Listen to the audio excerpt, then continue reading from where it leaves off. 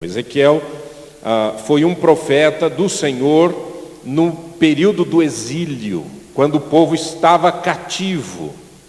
Então você imagine, as mensagens eram para as pessoas que não estavam na sua terra, mas que tinham que entender por que não estavam na sua terra, por que estavam cativas. Mas havia também esperança, possibilidade. Ezequiel, o nome quer dizer Jeová fortalece, ou a fortaleza do Senhor. Ele começou o seu ministério com 30 anos, assim como qualquer sacerdote. Logo no capítulo 1 de Ezequiel, você vê isso daí. E Ezequiel tinha 17 anos, quando da primeira invasão de Judá pelos babilônios, em 605 a.C., Ezequiel ministrou de uma forma poderosa, datando as suas profecias de uma forma linda, interessante. Nós temos visão de data por causa disso. Ele foi datando: no tempo tal, Deus veio sobre mim, a mão do Senhor estava sobre mim, o Senhor me levantou, o Senhor me chamou, e assim por diante. Ezequiel era casado, e a sua esposa faleceu no ano 588 a.C., e foi um dos momentos mais, talvez, difíceis para o profeta, porque quando o Senhor disse: eu vou tirar a delícia dos teus olhos, sua esposa vai morrer. Ezequiel, eu quero usar isso como uma mensagem. Então você não vai chorar, você não vai lamentar, você não vai prantear. Momento difícil para um servo de Deus. Se a gente fosse dividir o livro inteiro do profeta Ezequiel em 3 partes, a gente dividiria da seguinte maneira, sendo bem resumido. No capítulo 1 ao 24, a gente tem o julgamento de Judá e Jerusalém. Do capítulo 25 ao 32, o julgamento das nações. E do 33 até o final, a restauração de Judá e Jerusalém. Hoje a gente vai dar uma olhadinha no capítulo 34, que não está datada essa profecia. Nós não entendemos exatamente em que momento isso aconteceu, mas está num capítulo que é parte do tempo da restauração. É uma profecia de restauração. E quando a gente fala em restauração, imagine isso. Olha, essa é uma mensagem de restauração.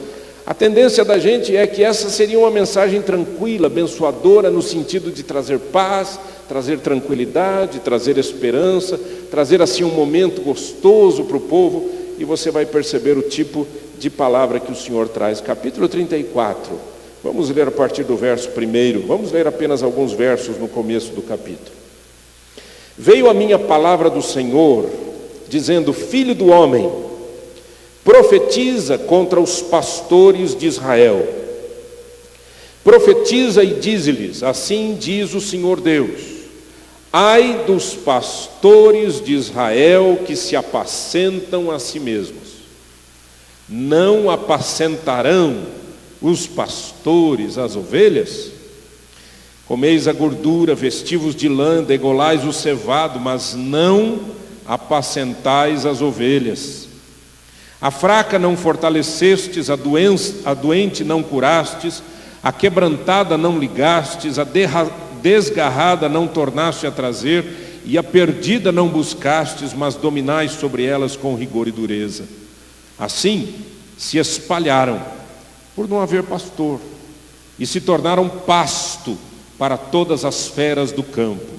As minhas ovelhas andam desgarradas por todos os montes e por todo elevado outeiro. As minhas ovelhas andam espalhadas por toda a terra, sem haver quem as procure ou quem as busque. Portanto, ó pastores, ouvi a palavra do Senhor. Tão certo como eu vivo, diz o Senhor Deus, visto que as minhas ovelhas foram entregues à rapina e se tornaram pasto para todas as feras do campo, por não haver pastor, e que os meus pastores não procuram as minhas ovelhas, pois se apacentam a si mesmos e não apacentam as minhas ovelhas. Portanto, ó pastores, ouvi a palavra do Senhor. Assim diz o Senhor Deus: eis que eu estou contra os pastores, e deles demandarei as minhas ovelhas.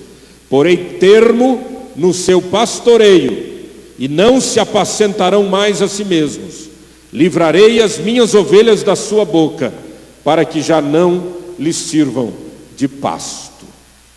Pai, esta é a tua palavra, palavra do Senhor, palavra forte, poderosa, palavra santa, palavra que nós cremos ser totalmente do Senhor para a nossa vida hoje. O que nós te pedimos em nome de Jesus é que o Senhor abra o nosso coração para entendermos esta profecia, para que possamos, ó Deus, aprender e aplicar na nossa própria vida, em todo o tempo da nossa vida, para a glória do Teu nome. Senhor, nós submetemos a nossa vida a Ti, mas resistimos ao diabo em nome de Jesus Cristo, e profetizamos nesta manhã, Senhor, que esta palavra do Senhor vai penetrar o nosso coração e trazer vida e paz, em nome de Jesus.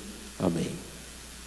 Queridos irmãos e irmãs, é uma palavra bastante pesada, e quando a gente olha um texto como esse, a gente tem que fazer algumas perguntas para o texto para a gente poder entender, porque senão a gente faz uma leitura errada ou uma interpretação errada do texto, porque você leu ali a palavra pastores, você está pensando em mim, você está pensando nos pastores que você conhece também, mas não só.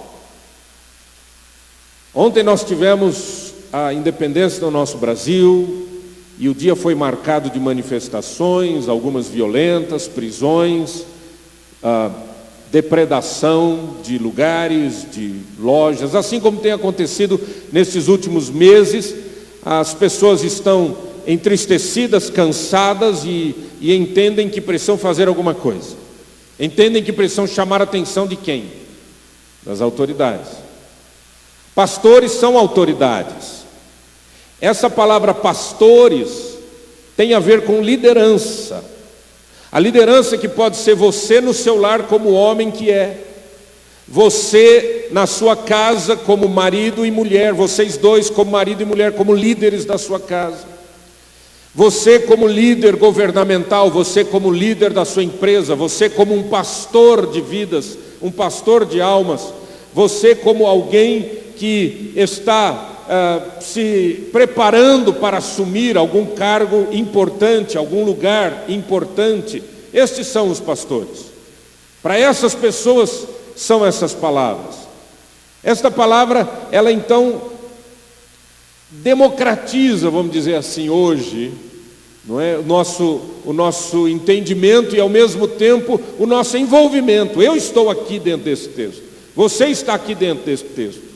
Não pense neste texto apenas como alguém que está acima de você, mas pense que em outras áreas e níveis você também é um pastor, é uma pastora, é alguém que desenvolve alguma atividade, alguma autoridade.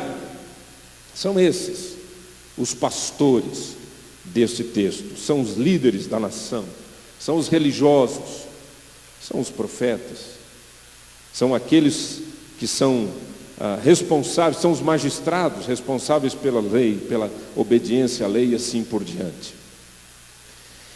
E outra pergunta que a gente tem que fazer para o texto é: por que esses pastores estão levando uma mensagem, recebendo uma mensagem bastante dura da parte de Deus?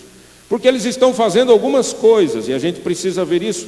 Coloca os teus olhos na Bíblia e vai acompanhando comigo. No versículo 3, o texto diz: comeis a gordura, vestivos da lã, degolais o cevado, mas não apacentais as ovelhas. A ideia é, você vive para você e não para o outro. A ideia é egocentrismo. A ideia é, eu vivo para o meu bem-estar. A palavra apacentar aqui também pode ser traduzida como a palavra alimentar. Você não alimenta o outro porque você está preocupado consigo mesmo. São egoístas. No versículo 3 ainda, nesse mesmo texto, eles são exploradores. Eles comem a gordura. A palavra gordura aqui tem a ver com o que há de melhor. É uma metáfora para dizer: ao que há de melhor nesta ovelha você come. Você tira a lã dessa ovelha.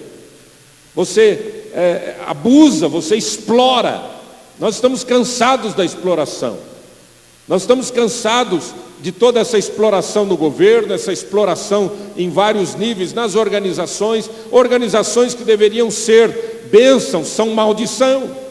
Organizações que deveriam ser, que nasceram com uma bandeira social, hoje só vivem para si mesmas, para os líderes e assim por diante. Os próprios sindicatos são assim. Nasceram para defender os trabalhadores, e na verdade eles defendem a si mesmos. Versículo 4 diz assim: a fraca não fortalecestes, a doente não curastes, a quebrada não ligastes, a desgarrada não tornastes a trazer, a perdida não buscastes, mas dominais sobre elas com rigor e dureza, irresponsabilidade, total irresponsabilidade. No finalzinho do verso diz: vocês dominais sobre elas com rigor e dureza, controle, dominadores inescrupulosos. Versículos 5 e 6: assim se espalharam por não haver pastor, e se tornaram pasto, as ovelhas se tornaram comida das feras do campo. As minhas ovelhas andam desgarradas por todos os montes e por todo elevado outeiro. As minhas ovelhas andam espalhadas por toda a terra, sem haver quem as procure e quem as busque. Eles são culpados da destruição das ovelhas. Irmãos, eu fico assustado quando eu leio um texto como esse, porque apesar do texto ter uma aplicação direta aos líderes naquele momento de Israel e a toda aquela liderança que se comprometeu, que mancomunou-se com o erro, com o pecado, que foi injusta, que abusou, que explorou as pessoas, explorou os povos, eu fico pensando em mim, como pastor. Eu fico pensando na igreja do Senhor Jesus de hoje. Eu fico pensando em como que a igreja muitas vezes tem se desviado do caminho, tem se desviado do propósito, simplesmente porque os seus líderes perderam a visão do que significa uma igreja. Isso a gente está vendo aí, está acontecendo todo dia, toda hora. Quem são as ovelhas? Em Ezequiel 34, verso 31, diz assim: vós, pois, ó ovelhas minhas, ovelhas do meu pasto, homens sois, mas eu sou o vosso Deus, diz o Senhor Deus. As ovelhas são as pessoas. No verso 17: quanto a vós outras, ó ovelhas minhas, assim diz o Senhor Deus, ovelhas minhas. No verso 30 diz: saberão, pois, que eu, o Senhor seu Deus, estou com elas e que elas são o meu povo. Como Deus trata a ovelha? São minhas, propriedade. Mas é interessante que o texto também diz que existem ovelhas boas e ovelhas más. No versículo 16 diz assim: a perdida buscarei, a desgarrada tornarei a trazer, a quebrada ligarei, a enferma fortalecerei, mas a gorda e a forte destruirei. A ideia de gorda aqui é aquela ideia de que essa ovelha também se aproveitou, aprendeu com a liderança. Um pouco mais para frente no texto diz que essa ovelha, ela ia empurrando a outra ovelhinha vinha para beber água e ela ficava ali pisando na água, sujando a água, turvando a água. A outra ovelhinha queria comer e ela empurrava e dava cabeçada na outra ovelhinha para que ela fosse embora, e essa ovelha se tornou gorda. E por que ela se tornou gorda? Ela se tornou gorda porque ela abusou, explorou, usou das mesmas artimanhas e artifícios dos seus líderes. Você que é pai, não adianta tentar se esconder dos seus filhos. Você que é mãe, não adianta tentar esconder dos seus filhos. Eles vão aprender com você. Eles não vão aprender o que você fala, eles vão aprender o que você vive, como você vive.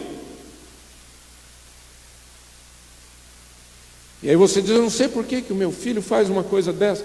Coloca a mão na consciência e pergunte o que você tem feito e como tem feito. Como você vive? Eu não sei porque no meu ministério as coisas não andam. Pergunte para você mesmo porque, como você tem desenvolvido o ministério? Eu não sei o que acontece na minha empresa, os meus funcionários isso, meus funcionários aquilo. Pergunte-se como você tem sido líder no meio desse povo, porque a ovelha aprende com o pastor. E o Senhor disse: também vai receber juízo. No capítulo 34, versículo 10, o Senhor traz julgamento para o pastor, para os pastores, para os líderes. Vamos ver que tipo de julgamento o Senhor traz. Assim diz o Senhor Deus: eis que eu estou contra os pastores, e deles demandarei as minhas ovelhas. Porei termo no seu pastoreio, e não se apacentarão mais a si mesmos. Livrarei as minhas ovelhas da sua boca, porque já não lhes sirvam de pasto. O Senhor disse: eu vou demandar deles vou tirar deles as ovelhas. Eu vou tirar a autoridade deles. Eu vou tirar a autoridade do líder. Segundo, ele diz: eu vou acabar com o trabalho dele. Eu vou pôr termo, prazo de validade.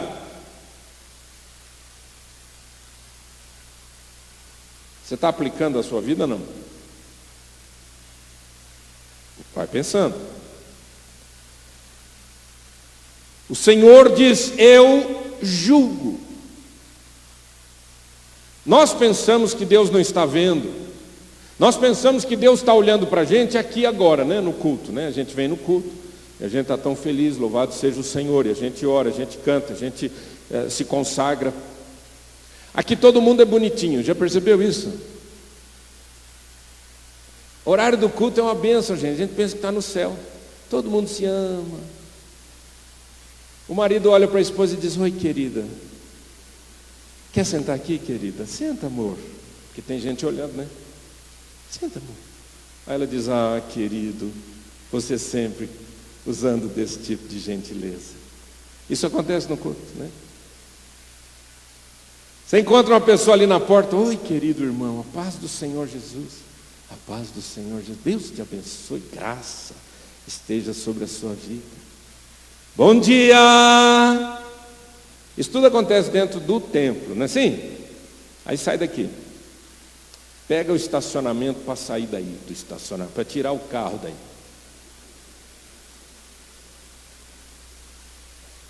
Aí já começa a adrenalina tomar conta.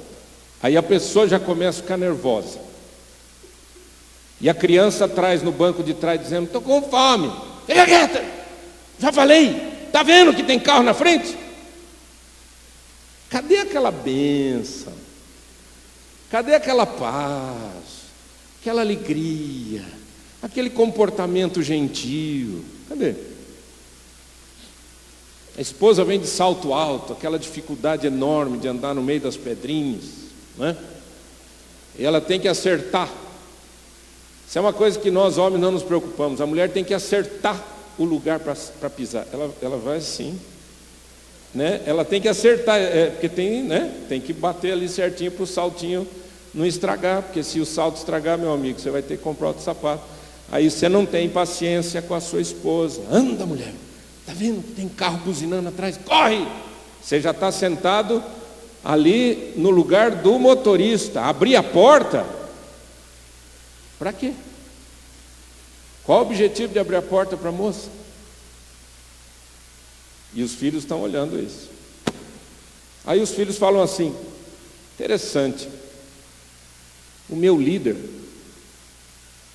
ele fala uma coisa e vive outra. Não é assim? Eu me lembro que o empresário uma vez chegou para mim e disse assim: pastor, eu estou sentindo no meu coração de investir na obra. Fiquei sabendo que vocês querem fazer um programa de rádio. Vá na minha empresa, porque eu quero sustentar esse programa. Eu fiquei feliz da vida, estava precisando tanto daquela bênção. Fui até a empresa. Oi, pastor, como é que vai você? Deus te abençoe. E ali sentamos, começamos a conversar. Me fala mais desse programa.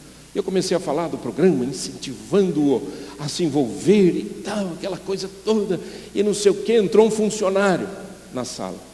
A hora que o funcionário entrou e colocou lá um papel para ele dizendo qualquer coisa, ele olhou para o cara e falou: o que é isso?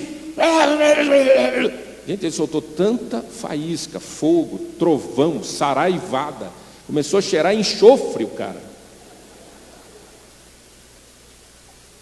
Você diz: não tem valor. Você acha que com o seu dinheiro você vai comprar a bênção de Deus? Ai, que bênção nessa igreja, eu fico tão feliz, olha, eu acho que eu já paguei até uma janela daquela lá, fui eu que dei. Ah, beleza. Você deve fazer uma coisa sem esquecer a outra, não é isso? O que o Senhor Jesus disse? O Senhor Jesus disse assim: vocês dizimam a hortelã, o cominho. Quem aqui tem hortelã em casa, plantada em casa? Levanta a mão. Ou algum tempero? Levanta a mãozinha. Quero ver os seus temperos. Perfeitamente, obrigado. Eu ganhei um vasinho com hortelã. E é um matinho, né? Aquele negócio vai crescendo, não para mais, né? Agora você imagina você dizimar a hortelã. 10, uma é do Senhor. 10, uma é do Senhor. 5, metade é do Senhor, metade é minha. O Senhor disse: vocês dizimam a hortelã e o cominho, mas vocês não são misericordiosos para com os pais de vocês. Quando eles pedem ajuda, vocês dizem: não posso, estou trabalhando para Deus.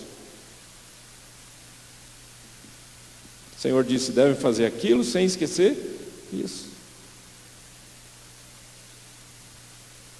O que é que os pastores deveriam fazer? O que é que a liderança deveria fazer? O que é que eu e você devemos fazer? Diz o texto bíblico no versículo 4: fortalecer a fraca. A ovelha está fraca, precisa ser fortalecida. Sabe o que eu tenho visto? Em muitos lugares por onde eu ando por aí, prego por aqui, prego por lá, venho aqui, venho lá. Eu estou viajando, tenho viajado bastante. E eu vou dizer uma coisa para você: a gente vai às vezes nas igrejas, gente, é impressionante, ninguém ora mais, ninguém busca mais, os pastores já não estudam mais, não oram mais, não perguntam para Deus qual que é a mensagem. É assim, mais ou menos assim, ó, eu vou pregar esse tema, eu vou pregar aquilo lá. Não estou dizendo que está errado pregar um tema. O que eu quero dizer é o seguinte: as pessoas muitas vezes vão fazendo as coisas como são absolutamente rotineiras.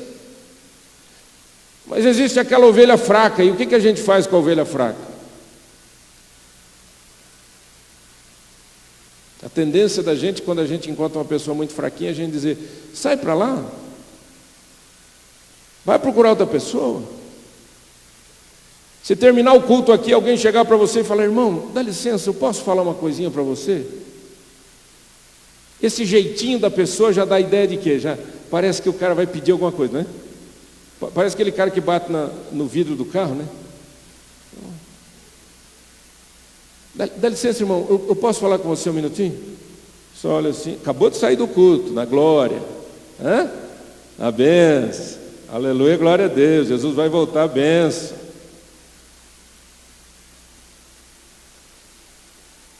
Vai embora, dá licença, eu tenho compromisso, dá licença, não posso conversar com você, dá licença, não posso te abraçar, dá licença, não posso orar por você.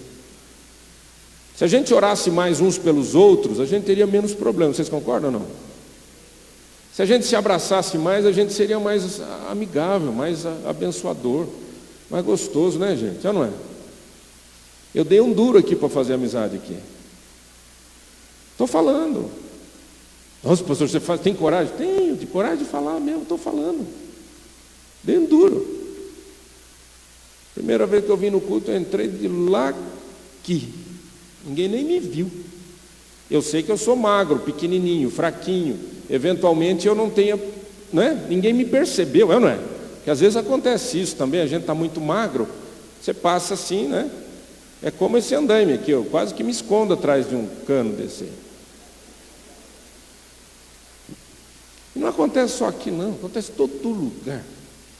Todo lugar. Você vai na igreja, o povo só sabe falar, na hora de viver ninguém vive, na hora de orar ninguém ora, na hora de abençoar ninguém abençoa. Só pergunta se é a primeira vez que você está ali porque alguém mandou perguntar. Entrei numa igreja em Portugal. A igreja em Portugal é pequena. Agora não sei como é que está, mas na época que eu fui era pequena. Era um salãozinho. Estava frio. Eu estava de terno. Em cima do terno eu estava com aquele sobretudo. Imagina o tamanho que eu fiquei. Não é verdade? A cabeça da gente fica até pequenininha. Parece assim um monstro de uma cabecinha pequenininha, assim, né? Aquele monstro assim andando assim. Eu entrei, sentei, participei do culto, levantei, o culto devia ter umas 30 pessoas. Levantei, saí, fui embora, ninguém me viu. Me senti o cara mais invisível na face da terra. Mas é claro que viu. Ah, não, mas a gente não pergunta, porque sabe como é que é? Assim, a gente respeita. Respeita o quê? O que você está respeitando?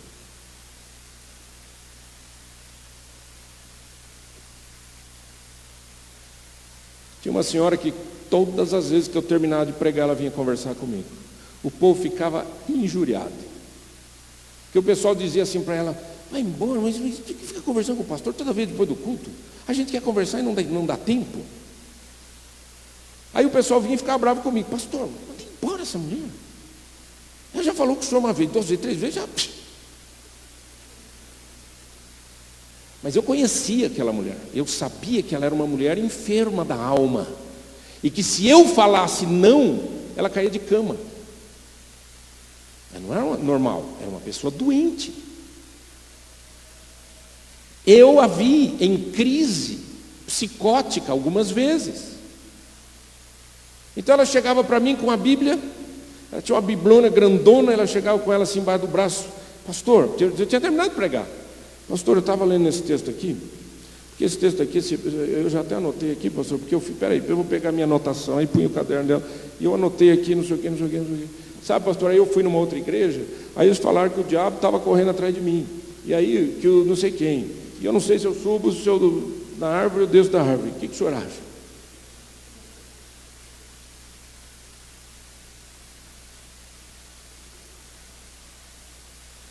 Olha, eu louvo a Deus que eu não carrego a culpa da morte dessa mulher, mas eu acho que tem pastor aí que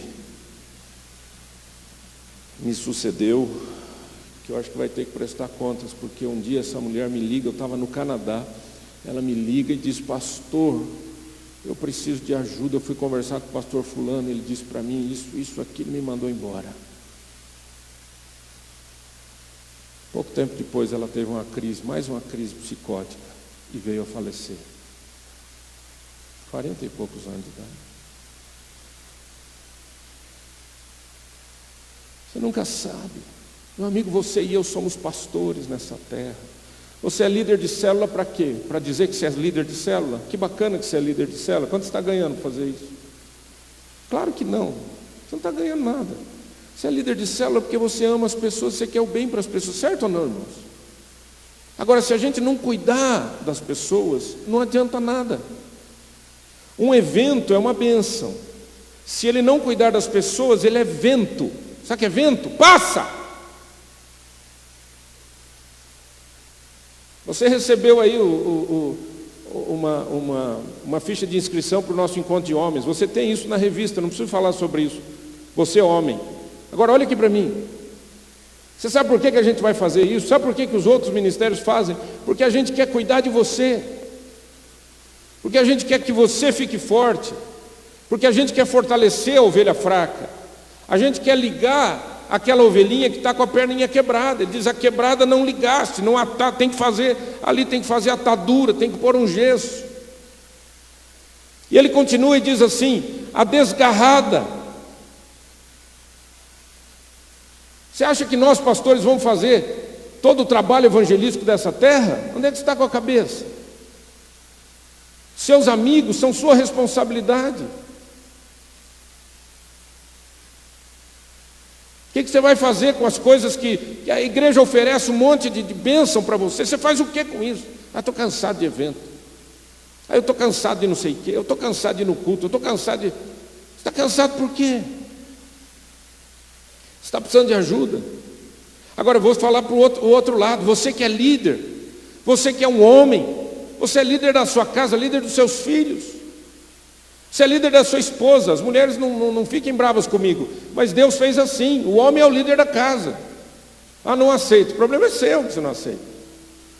A Bíblia diz isso, e eu fico com a Bíblia. E quando uma mulher chega para mim e diz assim: ah, eu não gosto desse texto que fala que a mulher tem que ser submissa. Eu falei: então fica com o outro. E o outro diz assim: maridos, amai vossas mulheres como Cristo amou a sua igreja, a si mesmo se entregou por ela.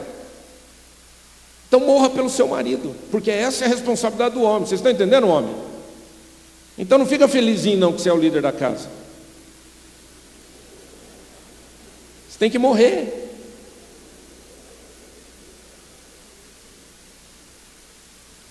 Agora, o que está acontecendo com a nossa sociedade? Está acontecendo com a nossa sociedade é que está todo mundo enfraquecido. A gente olha para um lado ladrão, olha para o outro lado corrupção, olha para o outro lado injustiça, olha para o outro lado violência, olha para o outro lado isso, olha para o outro lado daquilo. Sabe o que está acontecendo com a gente? A gente está ficando insensível. Você passa e vê uma criança dormindo no chão e você diz assim, ai que judiação, e continua. Você fica sabendo que uma pessoa está precisando de Cristo e diz assim, ó Deus, manda alguém lá. Você sabe que um amigo seu está no hospital e você não quer nem saber, você não liga. Alguém morreu, você não está nem aí. Não adianta a gente esperar do outro, você tem que arregaçar sua manga e ser bênção hoje. Você que tem que arregaçar a manga e fazer alguma coisa hoje. Agora, sabe o que o Senhor falou? O Senhor falou o seguinte, olha aqui. Se vocês não fizerem isso, eu vou fazer. É isso que Deus fala no versículo 12 em diante, do capítulo 34. Versículo 11, porque assim diz o Senhor Deus, eu mesmo procurarei as minhas ovelhas e as buscarei. Aí você lê um texto desse e diz, oh glória, aleluia. Eu acho que a gente deve dizer duas coisas. A gente deve dizer glória, aleluia. Já falei duas, né? Não, uma só. A gente deve dizer glória a Deus e misericórdia. Porque quando Deus diz eu vou fazer, é porque Deus está dizendo você não fez. Portanto eu vou cobrar de você. Eu vou fazer, mas eu vou cobrar de você. A responsabilidade é sua. Quem que é o atalaia? Lembra do atalaia? Quem que é o atalaia? O atalaia é aquele que avisa do perigo, é aquele que avisa o que está acontecendo. E se ele não avisar? A culpa é de quem? É dele. Eu acho interessante que esse texto diz que ninguém foi buscar a ovelha. Trabalho de evangelização e missões. Buscar a ovelha. Agora, evangelização e missões não são apenas um departamento dentro da igreja. Evangelização e missões são as minhas atividades diárias, onde eu quero ser bênção para as pessoas e ganhar pessoas para Cristo, discipulá-las, abençoá-las, levá-las ao batismo, ajudá-las a crescer para a glória de Deus. Agora, sabe por que a gente não faz isso? Porque dá trabalho. Nós estamos vivendo uma época em que a sociedade é uma sociedade de analgésicos. Ninguém gosta de sofrer. Ninguém gosta de sofrer. Ninguém falou que vai dar trabalho, o cara já, rapaz, não sei. Você avisa assim, você fala assim, ó, nós vamos ter um encontro de oração. Não sei se eu posso vir nesse dia.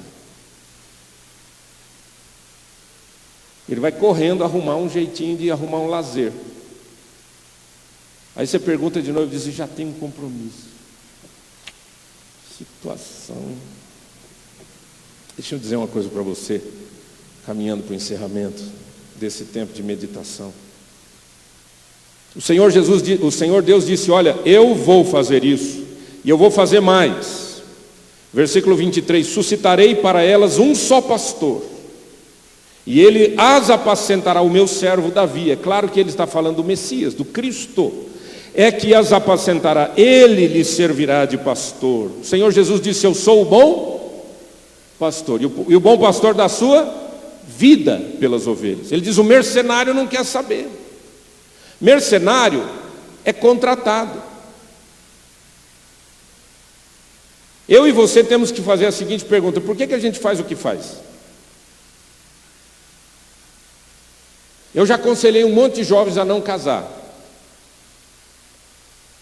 Verdade. Porque o negócio estava tão estranho que eu dizia, qual que é a motivação de vocês? Vocês querem ficar o resto da vida juntos? Que é o que a Bíblia manda, que a Bíblia ensina? Então, isso eu não estou vendo. Várias pessoas eu disse, olha, não case. E só porque eu falei, o que eles fizeram? Se casaram. É ou não é? Ovelha gorda é assim. Ovelha gorda é assim. Anos depois, e digo anos depois, mais de 10 anos depois, teve uma semana, eu estava morando no Canadá ainda, eu recebi um e-mail, numa semana eu recebi uns 3, 4 e-mails, eu não sei porque, acho que o Senhor falou, vai, é tudo hoje, você vai ficar sabendo das respostas. Todos os e-mails diziam: pastor, eu quero te pedir perdão, porque eu me casei contra a vontade de Deus, eu fiz tudo errado, realmente aquele casamento estava errado, e nós nos separamos. Um por um, um por um, um por um. Eu não sou Deus, eu não sei do futuro, mas eu sei dos princípios. Deu para entender isso? Princípios. Quando o Senhor diz assim: eu vou fazer com elas, versículo 25, uma aliança de paz. A aliança que o Senhor faz conosco, ela é para sempre. Jesus disse: esse cálice é a nova aliança no meu sangue. Não foi com coisas corruptíveis, como prata ou ouro, que fomos resgatados da nossa vã maneira de viver, mas pelo precioso sangue do Cordeiro Jesus. O que o Senhor está dizendo é o seguinte: o que vocês, pastores, não fizeram, eu vou fazer, e eu vou mostrar para vocês o que é que tem que ser feito. Sacrifício é a linguagem da liderança. Homem, sacrifício pela sua esposa e pelos seus filhos. Mulher, sacrifício pelo seu marido e pelos seus filhos. Filhos, sacrifício pela vida e honrar os pais, pela vida dos seus pais. Sacrifício pela obra de Deus. Sacrifício para que o nome de Jesus seja glorificado e exaltado. Sacrifício para viver uma vida bonita todos os dias e não só domingo. Sacrifício e compromisso no Senhor. Por isso que ele diz: eu vou fazer uma aliança. Não é brincadeira, eu não estou fazendo acordo, eu não estou fazendo contrato, eu estou fazendo aliança. Aliança é para sempre. Farei uma aliança. E na continuação do texto, ele vai dando agora para nós uma profecia futura, lá na frente. Aliás, passa por nós e vai lá para frente, eu não sei quando. Preste atenção. Farei com elas aliança de paz e acabarei com as bestas feras da terra. Seguras habitarão no deserto e dormirão nos bosques. Imagina a ovelha dormir em bosque. Imagina ficar seguro no deserto. Delas e dos lugares ao redor do meu outeiro eu farei bênção. Farei descer a chuva a seu tempo, serão chuvas de bênçãos. As árvores do campo darão seu fruto, a terra dará sua novidade, estarão seguras na sua terra. E saberão que eu sou o Senhor, quando eu quebrar as varas do seu jugo e as livrar das mãos dos que as escravizaram. Glória a Deus. O sangue de Cristo fez isso. E um dia na volta de Jesus, isso vai acontecer de novo. Já não servirão de rapina aos gentios, e as feras da terra nunca mais as comerão, e habitarão seguramente, ninguém haverá que as espante. Levantar-lhes-ei a plantação memorável, e nunca mais serão consumidas pela fome na terra, nem mais levarão sobre si o opróbrio dos gentios. Saberão, porém, que eu, o Senhor seu Deus, estou com elas, e que elas são o meu povo.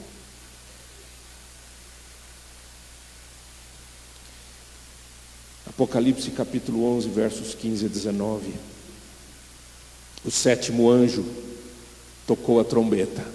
O sétimo anjo tocou a trombeta. E houve no céu grandes vozes, dizendo: o reino do mundo se tornou de nosso Senhor e do seu Cristo, e ele reinará pelos séculos dos séculos. E os 24 anciãos que se encontram sentados no seu trono diante de Deus, prostraram-se sobre o seu rosto e adoraram a Deus, dizendo: graças te damos, Senhor Deus Todo-Poderoso, que és e que eras, porque assumiste o teu grande poder e passaste a reinar. Na verdade, as nações se enfureceram, chegou, porém, a tua ira e o tempo determinado para serem julgados os mortos, para se dar o galardão aos teus servos, os profetas, aos santos e aos que temem o teu nome, tanto aos pequenos como aos grandes, e para destruíres os que destroem a terra.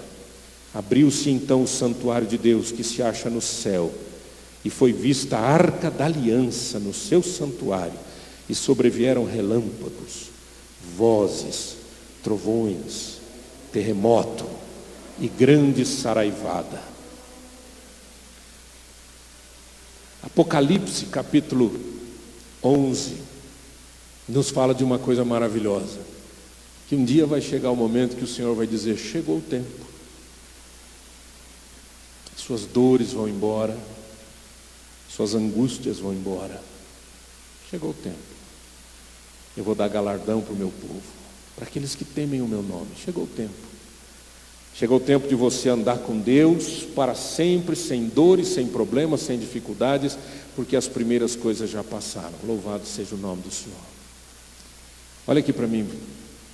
Jesus está voltando. Eu não sei quando, mas Ele está voltando. Pode ser hoje de manhã. Se Ele voltar hoje de manhã, não tem nem culto à noite.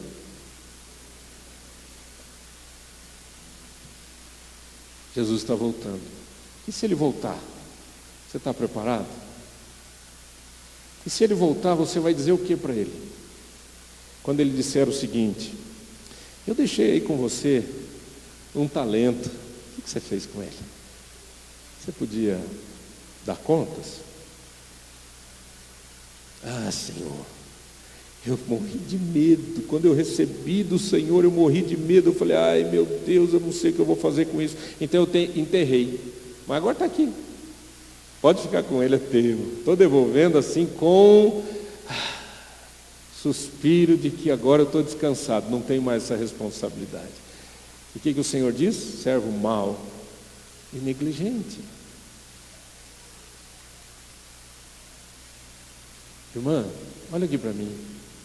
Deus chamou você, meu irmão, olha aqui para mim. Deus chamou você para ser luz do mundo e sal da terra, para ser bênção nessa história. Deus chamou você e eu para fazermos diferença nessa nação. Deus não me chamou para ficar dizendo para as pessoas: está errado, está errado, está errado. Deus me chamou para dizer: Jesus é o certo, Jesus é a solução, há esperança em Cristo, é possível se viver uma vida nova. Deus está querendo que eu viva uma vida bonita dentro da minha casa. Essa semana eu estava ouvindo o rádio e um ouvinte mandou uma mensagem lá para o repórter dizendo assim: a linha verde está completamente parada e existem carros que estão passando pelo acostamento. E agora, podemos falar mal dos políticos? Todo mundo vê. Você critica o Brasil, você critica o país, você critica todo mundo. Olhe para você, para de criticar sua esposa, para de dizer que não tem mais solução. Olhe para você, arrependa-se, peça perdão para Deus e diga: Senhor, eu estou aqui para ser trabalhado por Ti, porque eu sou uma ovelha, mas eu não quero ser ovelha gorda e nem líder completamente despreparado e descomprometido. Eu quero ser o homem, eu quero ser a mulher que agrada ao teu coração. Jesus está voltando. Você está preparado para essa volta? Enquanto Daniel canta essa música, eu quero que você feche os teus olhos e peça para o Senhor que o Senhor trabalhe o seu coração e diga: Pai, fala comigo todos os dias da minha vida, e eu quero sair daqui cheio da graça, cheio do poder do Espírito Santo, para eu ser quem o Senhor quer que eu seja, para a honra e para a glória do teu nome. Veja bem, eu não vou fazer um apelo, eu não vou pedir para você vir aqui à frente, a gente não tem espaço para isso, mas eu vou pedir ao fim dessa música que você fique em pé e nós vamos orar juntos em nome de Jesus, para você colocar o seu coração na presença de Deus. Amém?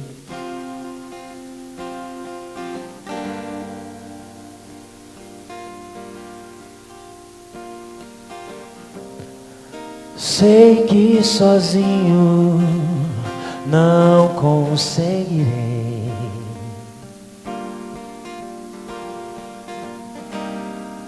Não faz sentido viver tão longe assim.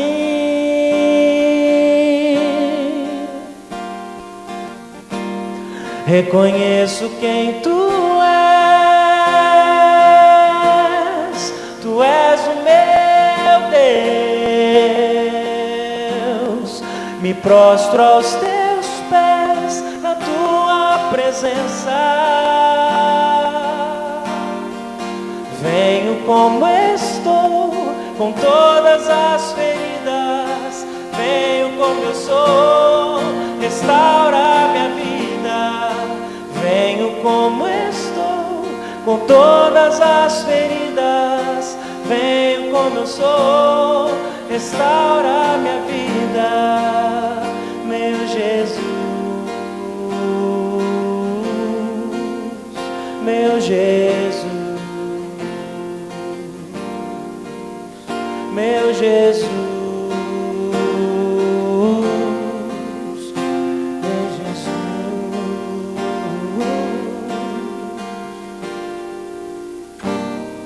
Sei que sozinho não conseguirei,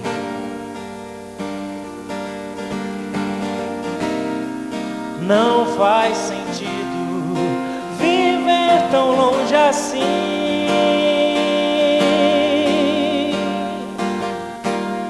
Reconheço quem tu és o meu Deus. Me prostro aos teus pés na tua presença. Venho como estou, com todas as feridas. Venho como eu sou, restaura minha vida. Venho como estou, com todas as feridas. Venho como eu sou, restaura minha vida. Meu Jesus,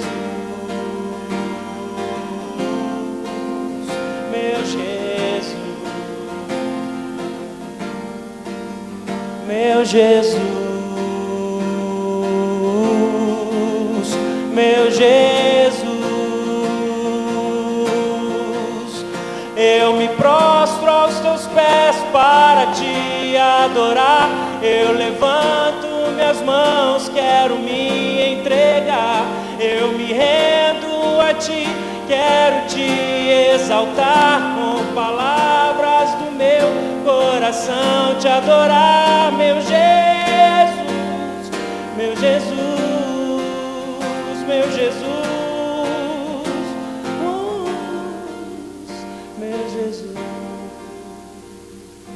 Fique em pé no seu lugar. Meu Jesus. Fique em pé no seu lugar. Diga assim: meu Jesus, meu Jesus. Clame por esse nome. Clame. Meu Jesus, meu Jesus, meu Jesus. Talvez você seja aquela ovelhinha fraca, aquela ovelhinha que está quebrada, aquela ovelhinha que está triste, aquela ovelhinha que está precisando de um pastoreio. Ainda que ninguém cuide de você, Jesus disse: eu sou o bom pastor. Eu sou o bom pastor. Ainda que você não saiba o que fazer ao sair daqui hoje de manhã, eu quero chamar sua atenção para essa verdade. Jesus ama você. Jesus Cristo ama você. E a razão por que Deus ficou tão bravo com os líderes é porque as ovelhas precisam de pastor. As ovelhas precisam da bondade e da misericórdia daqueles que dizem: eu estou aqui para servir. Mas talvez você seja como a ovelha gorda, que só se preocupa consigo mesmo. Consigo mesmo. Talvez você esteja nessa situação de dizer: meu Deus, eu tenho pecado, eu tenho errado, eu não tenho levado a sério, eu não tenho tido misericórdia para com os meus queridos, a minha família, as ovelhinhas que estão ao meu redor. Eu não tenho tido misericórdia, bondade, eu não tenho tido. Eu como e não deixo ninguém comer, eu bebo e não deixo ninguém beber. Ou talvez você seja o líder a líder, o pastor de corações. E você tem se descoberto uma pessoa que não tem feito o que Deus tem mandado. E você tem descoberto que o seu trabalho tem sido ao redor de administrar coisas e não curar pessoas. Você está cansado da sua célula na sua casa e você já até pensou em parar, porque dá trabalho. Eu quero chamar você à visão inicial. Não é o trabalho, não é a comida, não é a reunião, são pessoas, são ovelhas, são corações. Por que é que você faz o que faz? Qual a motivação por detrás do que você faz? Eu quero sair daqui nessa manhã, querido, em nome de Jesus, dizendo para o Senhor: Pai, eu quero ser um líder melhor, eu quero ser um pastor melhor.